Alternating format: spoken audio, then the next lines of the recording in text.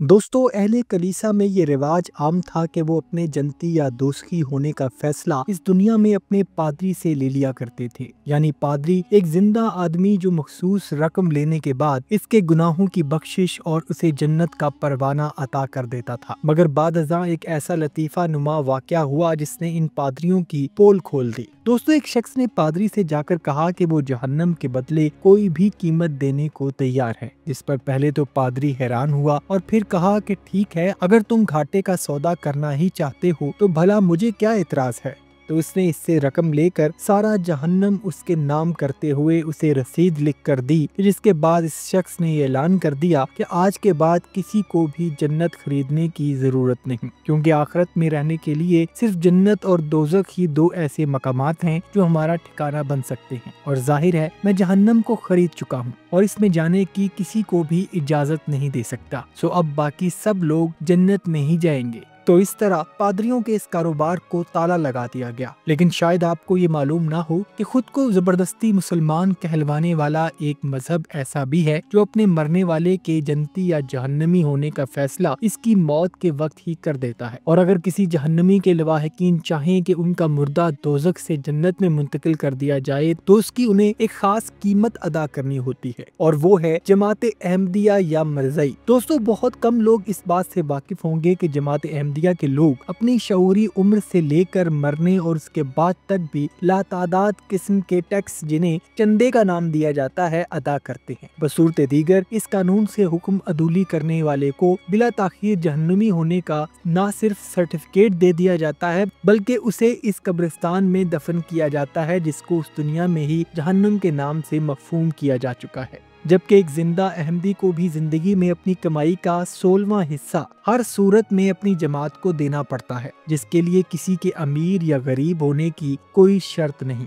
अहमदी उलमा के नजदीक एक इंसान के मरने के बाद अल्लाह पाक इससे दो ही सवाल करता है कि क्या तुमने अपने मजहब की तबलीग की और क्या जमात की माली तकवीयत के लिए इस पर अपना सरमाया खर्च किया। अगर इसका जवाब हाँ में है तो उसे जन्नत में भेज दिया जाएगा। जरा मुलाहिजा फरमाइए नाजरीन, अब हम आते हैं इस हैरान कुन किस्म की जानिब जिसके बारे में जानकर हर साहिब दिल लरज़ कर रह जाता है। हमारी शरीयत इस बात से वाकिफ है कि रबवा शहर, जिसे अब चनाब नगर का नाम दिया जाता है, वहाँ मरज़इयों के दो कब्रिस्तान हैं, जिनमें से एक को बहिश्त और दूसरे को जहन्नुम का नाम दिया जाता है। और जाहिर है इस अकीदे के मानने वालों के नजदीक बहिश्ती कब्रिस्तान में सिर्फ जन्नती लोगों को ही दफन किया जाता है, जबकि बाकी सबको जहन्नुम का हकदार करार देकर इनको जहन्नुम वाले कब्रिस्तान में दफन किया जाता है। लेकिन आप ये जानकर हैरान होंगे कि इसका फैसला मरने वाले की हैसियत के तनाजुर में होता है। यानी अहमदियों में सिर्फ एक अमीर शख्स ही, ख्वाह इसकी दौलत का जरिया भला कैसा ही हो, इसको जन्नती होने का एजाज हासिल होता है। अलबत्ता अगर इसकी औलाद में से कोई शख्स गुर्बत की वादी से निकल कर इमारत का सफर करे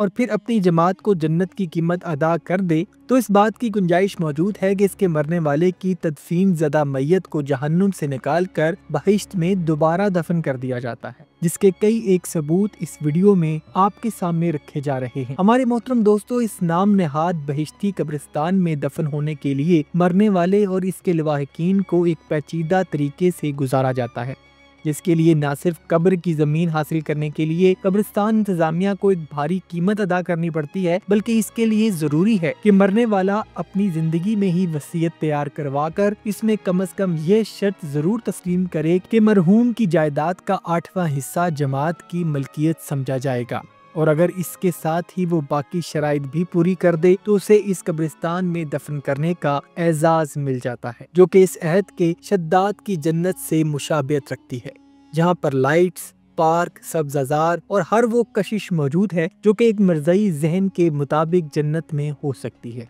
और अब जरा इस खुशनसीब खातून की जुबानी हकाइक जानिए जो कभी इस मजहब का हिस्सा हुआ करती थी, लेकिन अल्लाह ने इसे दीनी हिदायत से नवाजा और जिसके बाद इस पर यह राज खुला कि इस्लाम में जन्नत या दोज़ख का फैसला चंदों की बुनियाद पर नहीं बल्कि आमाल की बुनियाद पर होता है। पूरी ज़िंदगी पैसे देते हैं कि हम जन्नत में दाखिल होंगे और अलहदा से बहिश्ती मकबरा बना रखा है, तो जिन लोगों के भी पैसे थोड़े से कम होते थे उनको वहाँ पे नहीं दफन किया जाता था, हालांकि वो पूरी ज़िंदगी अपनी आमदन का حصہ باقاعدہ دیتا رہا، اگر تھوڑے سے پیسے کسی بیماری کی وجہ سے یا بڑھاپے کی وجہ سے یا پریشانی کی وجہ سے وہ ادا نہیں کر سکا تو ان کا میں رحم کہیں پہ بھی نہیں دیکھتی تھی، اور اس کو امانتاً نارمل جو عام قبرستان ہے اس میں دفن کر دیا جاتا تھا۔ اور میرے والد چونکہ بزرگ تھے اور نظر بھی کمزور تھی اور بہت دعاؤں والے آدمی تھے، ان کو انوائٹ کیا جاتا تھا کہ فلاں وقت میں آپ آئیے، وہاں سے اس میت کو اٹھا کے نکال کے پھر بہشتی مقبرہ میں اس شرط پہ داخل کیا جاتا تھا جب تک وہ اپنے بقایا جات ادا نہیں کر دیتا تھا۔ 4 دن بعد یا 5 دن بعد، تو میں چھوٹی تھی تو اپنے والد سے ضد کرتی تھی کہ میں بھی آپ کے ساتھ ضرور جاؤں گی، مجھے دیکھنا ہے۔ جب اس کو نکال کے ایک ریڑھی سی ہوتی تھی اس کے اوپر رکھا جاتا تھا، اس وقت میں میرے والد کے کندھے پہ ایک صافہ سا ہوتا تھا، وہ میرے منہ پہ بھی لپیٹ دیتے تھے اپنے، کیونکہ اتنا زیادہ تعفن ہوتا تھا، اور اس میت سے، اس لاش سے ایک غلیظ اور بدبودار پانی پورا سفر جو ہے عام قبرستان سے بہشتی مقبرے تک چھڑکاؤ ہوتا جاتا تھا۔ اور اب ذرا اس خاتون جو کہ ماضی میں اس گھر کی بیٹی رہ چکی ہیں، اس کی زبانی جس کے بدنصیب والد کی بہشتی قبرستان میں تدفین کی داستانیں موجود ہیں، جو کہ آپ کو بتائیں گی کہ انہیں اپنے والد کو جنتی بنانے کے لیے کن کن مراحل سے گزرنا پڑا۔ صرف وہیں وہ دفن ہو سکتے ہیں جن کے پاس پیسہ ہو، کیونکہ وہ لوگ کہتے ہیں جائیداد کا 1/8 حصہ، پھر جو ان کے جو زیورات ہوتے ہیں ان پہ پیسہ لگتا ہے، پھر ماہانہ چندے، پھر سالانہ چندے، اور ایک موٹی سی فائل جس کو وصیت کہتے ہیں وہ کمپلیٹ کروانی پڑتی ہے، اور اتنے زیادہ چندے لیے جاتے ہیں کہ وہ لاکھوں کی مد میں چلے جاتے ہیں۔ اور جب وہ میرے والد صاحب نے اور میری والدہ دونوں نے وصیت کروائی تھی، تو جب 94 میں میرے والد صاحب کی ڈیتھ ہوئی تو وہ ان کو ربوہ لے گئے۔ ربوہ میں لے گئے تو یہ جو ان کے کارکن ہیں وہ غنڈہ گردی اور بدماشی دکھاتے ہیں، اور اس ٹائم بلیک میلنگ بھی کرتے ہیں۔ تو جب کہ میرے والد صاحب کی وصیت کمپلیٹ تھی، انہوں نے کہا جی 500 روپیہ کم ہے، جنازہ تمہارا رول جائے، سڑ جائے، ہم نے جب تک آپ لوگ پیسہ پورا نہیں دو گے ہم نے ان کو دفن ہونے کی اجازت نہیں دے گی۔ میرے بھائی لڑ پڑے، انہوں نے کہا ان کی تو وصیت کمپلیٹ ہے، لیکن میرے والد صاحب کے دوست نے کہا کہ جو مانگ رہے ہیں ان کو دے دیں، ورنہ تمہارا جو ہے نا باپ کا مردہ وہ رول جائے گا۔ کیونکہ مرضیوں میں ایک یہ بھی ہے کہ وہ مردہ چاہے رول جائے، سڑ جائے، اس کا بیڑا غرق ہو جائے، جب تک آپ پیسے کمپلیٹ نہیں کرو گے وہ نہیں دفن ہوگی۔ میرے بھائیوں نے اس ٹائم تو ہر بندہ ہی اس ٹائم پریشان ہوتا ہے کہ اس کا جو ہے جو فوت ہو گیا اس کی فٹافٹ تدفین ہو جائے۔ میرے بھائیوں نے فوراً 500 روپیہ دیا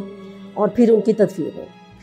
دوستو، دنیا کا کوئی بھی مذہب، خواہ وہ آسمانی ہو یا زمینی، اس کی اساس انسانیت پر رکھی جاتی ہے تاکہ وہ فطرت انسانی کو اپنی طرف مائل کر سکے۔ لیکن یہ کیسا مذہب ہے کہ جس کی جنت کے لیے صرف اور صرف دولت مند ہونا ضروری ہے؟ امید ہے احمدی برادری بھی اس چھوٹے سے نقطے پر غور و فکر کرنے کی زحمت ضرور کرے گی۔ ہماری دعا ہے کہ اللہ رب العزت ہم سب کو اس فتنے سے محفوظ رکھے، اور جو لوگ اس دلدل میں گر گئے ہیں انہیں بھی دولت ہدایت اور ایمان سے نوازے۔ آمین ثم آمین، وما علینا الا البلاغ المبین۔